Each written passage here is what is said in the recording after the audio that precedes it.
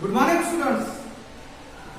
Students, up till now, we have learned two types of nucleophilic substitution reaction, that are SN1 and SN2. Okay, students. In this way, we have learned SN1 and SN2 reaction mechanism in detail, how the reaction takes place and the different steps, and how the product is obtained in both the type of reaction. Okay, now students, हे जे आपण दोन प्रकारचे nucleophilic substitution reaction बघितले 1 आणि 2, हे जे दोन प्रकार आहेत ते या कोणत्या सबस्टन्सचा यांच्यावर प्रभाव पडत असतो. विच आर द फॅक्टर्स, कोणते फॅक्टर्स आहेत ज्याच्यामुळे ही रिएक्शन स्पीडली होत असेल किंवा स्लोली होत असेल, किंवा कोणकोणते कारण आहेत ज्याच्यामुळे रिएक्शन SN1 होणार की SN2 होणार आपण ते ओळखू शकणार. Is it clear? किंवा कोणते कारण आहे की ज्या कारणामुळे ही SN1 रिएक्शन स्पीड मध्ये होत असेल, किंवा कोणतं कारण आहे की ज्याच्यामुळे SN2 रिएक्शन फास्ट होणार.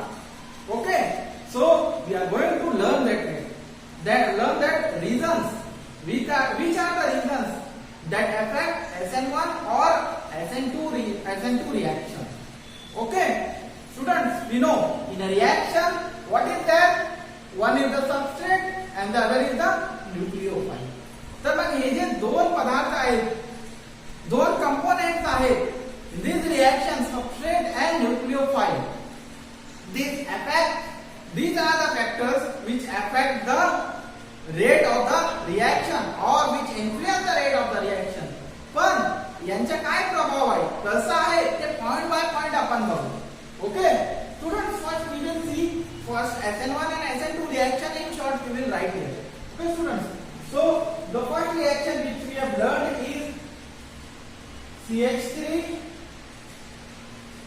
Br plus OH minus gives CH3OH plus Br minus. Student, आपण ही एक रिएक्शन शिकलो, एक रिएक्शन बघितली, ही एक रिएक्शन झालेली आहे. आणि ही कोणती रिएक्शन आहे मुलांनो? दिस रिएक्शन वाज SN2 reaction. This was SN2 reaction. After that, one more reaction we have learned and completed. That reaction is, students, CH3 thrice and then Br plus OH minus gives CH3 thrice COH plus Br minus. एक दुसरी प्रकारची reaction आपली झालेली आहे, आपण बघितलेले, आपण शिकलो आहे. या दोघे रिएक्शनचे आपण मेकॅनिझम शिकलोय.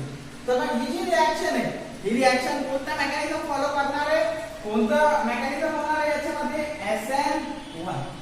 So students, in this way we have seen the mechanism of both the reactions, that is SN1 and SN2. Okay students, so what are the factors which will influence SN1 and SN2 mechanism?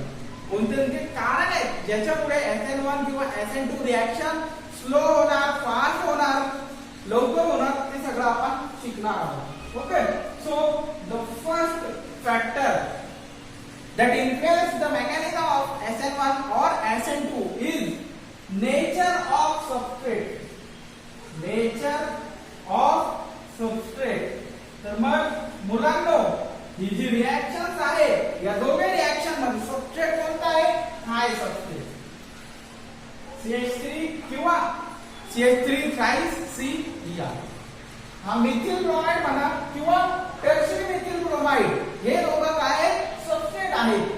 तर मग हे SN reaction मध्ये 1 होणार की 2 होणार, हे कशावर अवलंबून आहे?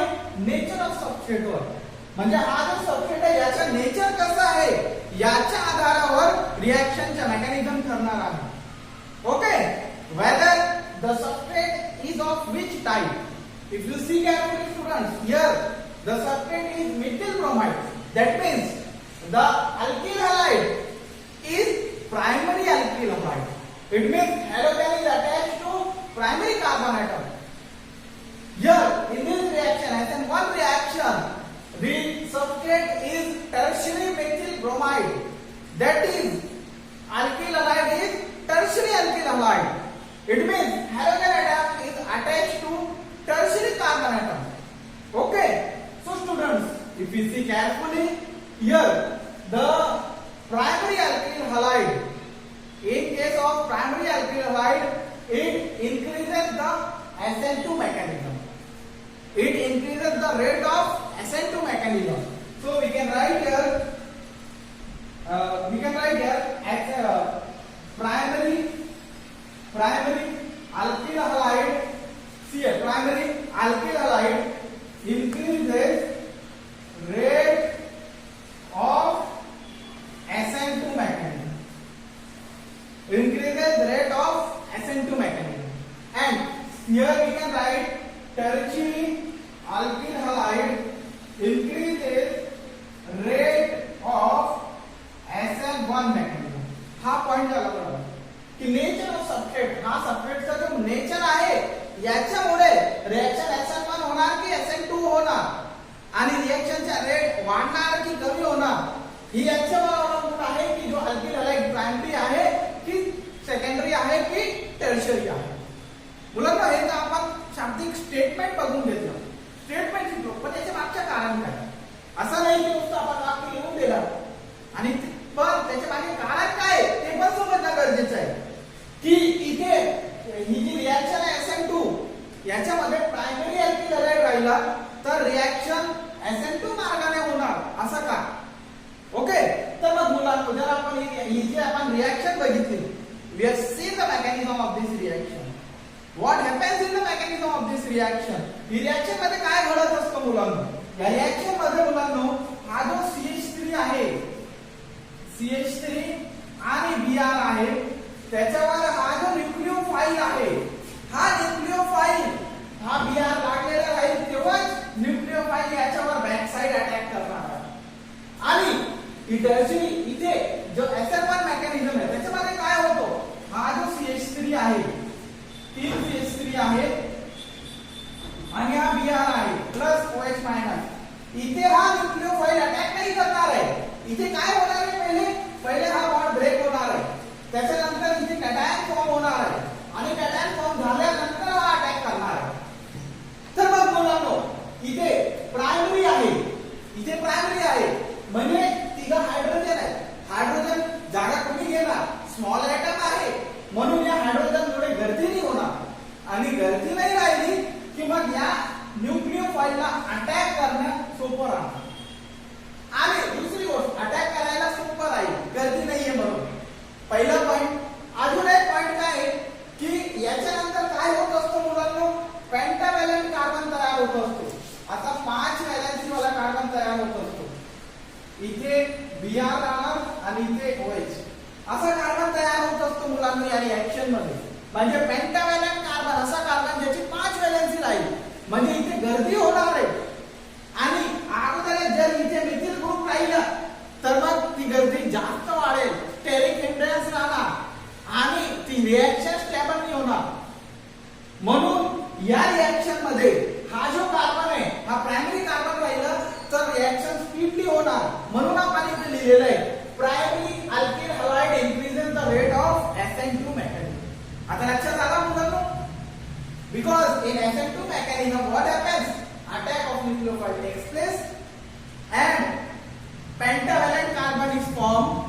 So if this carbon is secondary or tertiary then there will be steric hindrance, and if the carbon is primary then there will be no steric hindrance and the reaction will proceed smoothly. So this SN2 reaction is favored by primary alkyl halide. Okay. आता या reaction मध्ये SN1 reaction मध्ये काय होतोय, हा carbocation form होतो, planar carbocation form होतोय. म्हणून हा जो प्लेनर कार्बोकॅटायन आहे अशा प्रकारचा प्लेनर कार्बोकॅटायन फॉर्म होणार आहे.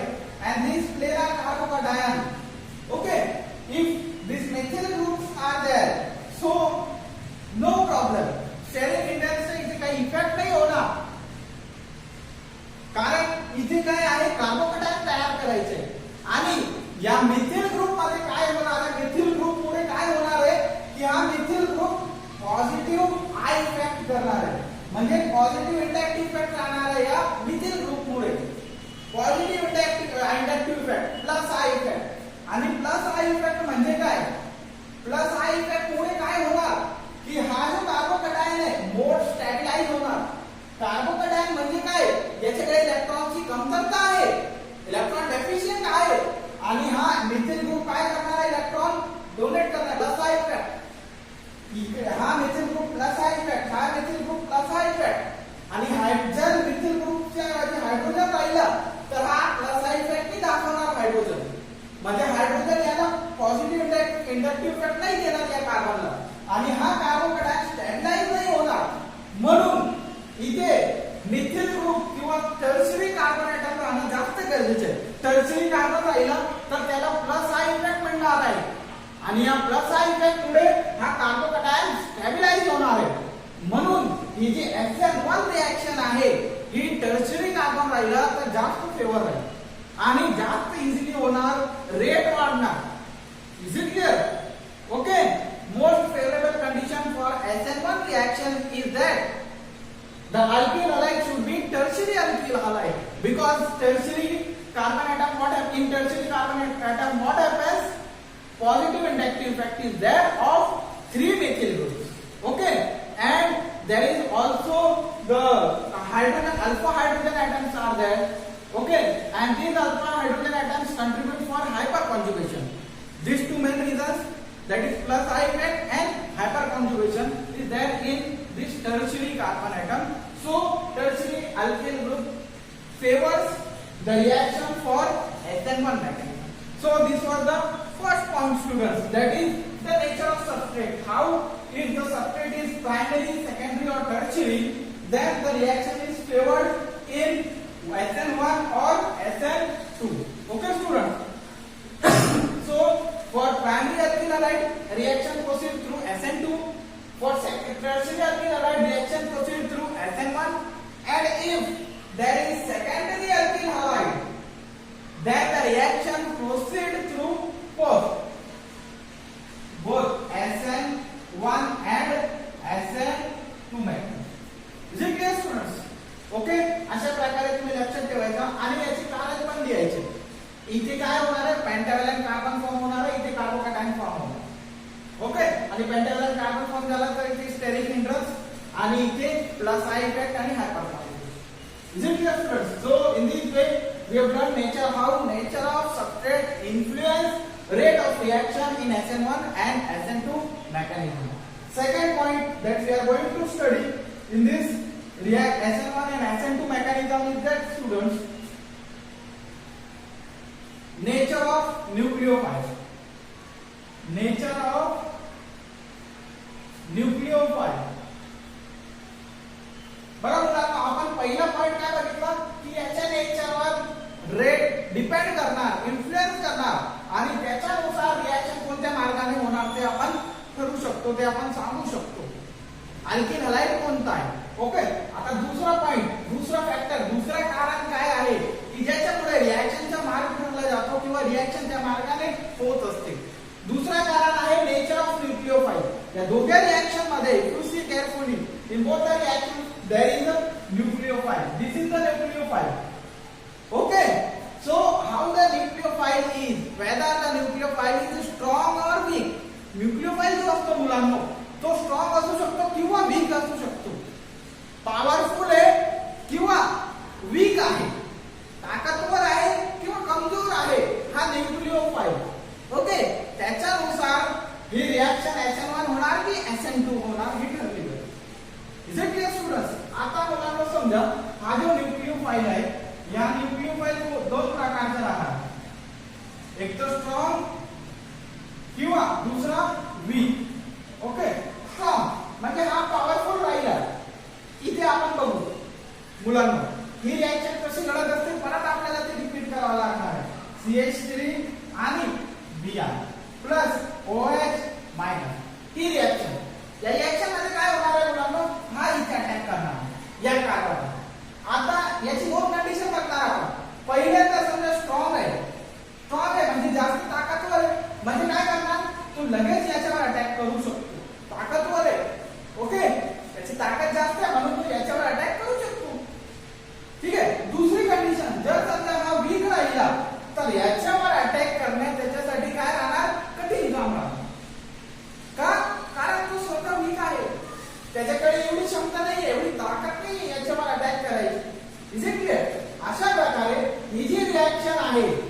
कोणती रिएक्शन? SN2. SN2 रिएक्शन मध्ये न्यूक्लियोफाइल कसा पाहिजे? स्ट्रॉंग.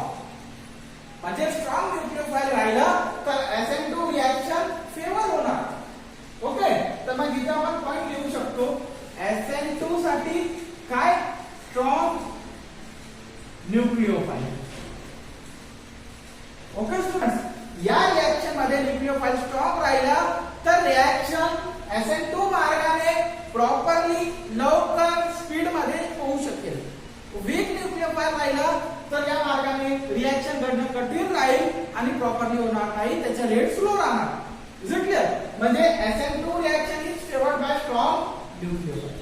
आता याच्यामध्ये बघू आपण मुलांना.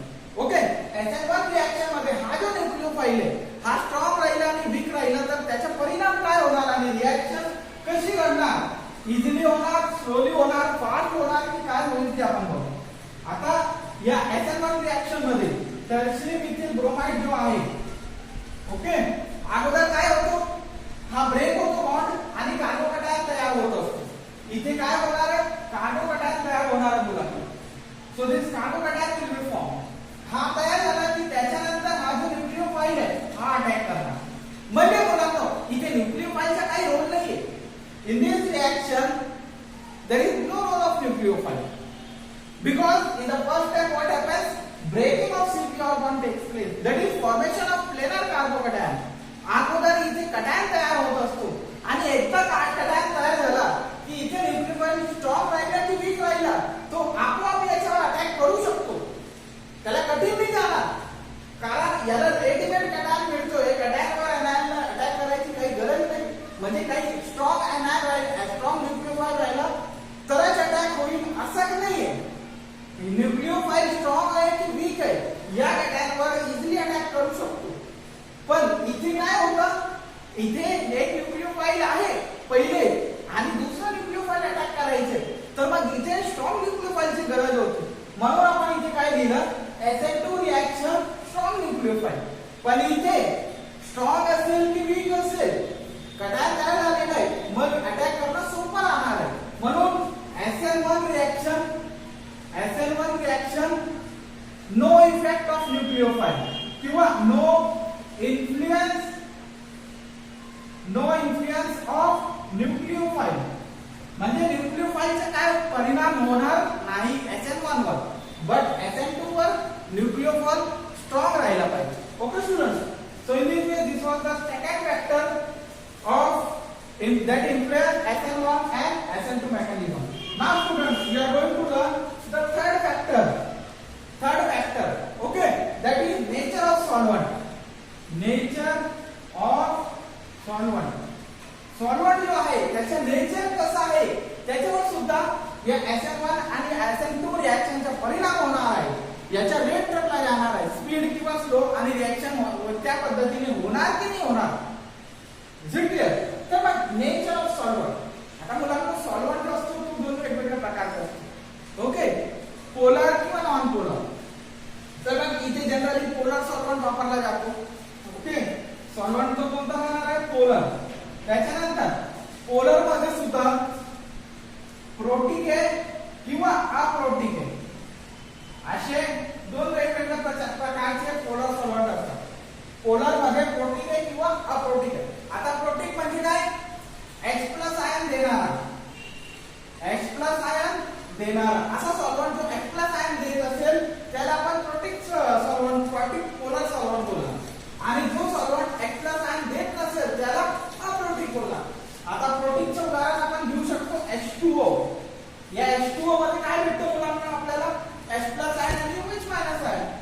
H+ आयन आणि OH- आयन. अशा पद्धतीने हा जो वॉटर आहे तो प्रोटिक पोलर सॉल्व्हंट आहे. ओके, तर मग काही सॉल्व्हंट असे असतात की जे अप्रोटिक असतात, जे H+ आयन देत नाही. ओके, जसं की ऍसिटोन आपण म्हणू शकतो. ओके, असे भरपूर एक्झाम्पल्स आहेत. तर मग आपल्याला इथे काय शिकायचं आहे की सॉल्व्हंट त्याचा जो प्रकार आहे त्याच्यामुळे SN1 आणि SN2 रिएक्शनवर काय परिणाम होतो. ओके, त्याचा प्रभाव काय पडत असतो SN1 आणि SN2 रिएक्शन. आता मुलांनो समजा हा प्रोटिक सॉल्व्हंट आहे H+ आयन. सॉल्व्हंट मध्ये H+ आयन आहे तर मग इथे काय होणार?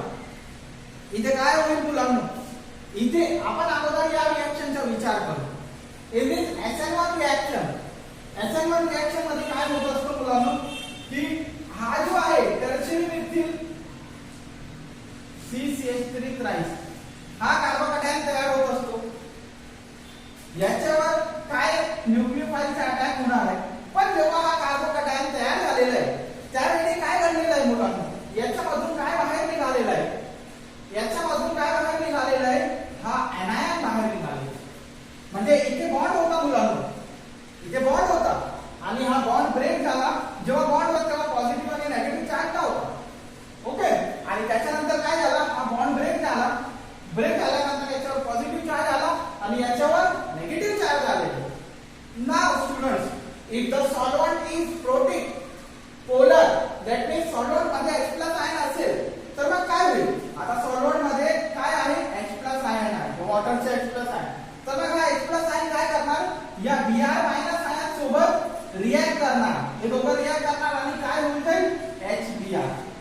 म्हणजे हा जो Br- तयार झाला होता, हा आयन तयार झाला होता, हा न्यूक्लियोफाइल तयार झाला होता, हा कोणासोबत, हा प्रोटॉन सोबत रिएक्ट केला आणि तो ऑक्युपाय झाला, तो एंगेज झाला, तो बिझी झाला. इथे जर समजा हा इकडे एंगेज नाही झाला असतं तर मग काय काय झालं असतं मुलांना, त्याचा परिणाम काय झाला असतं.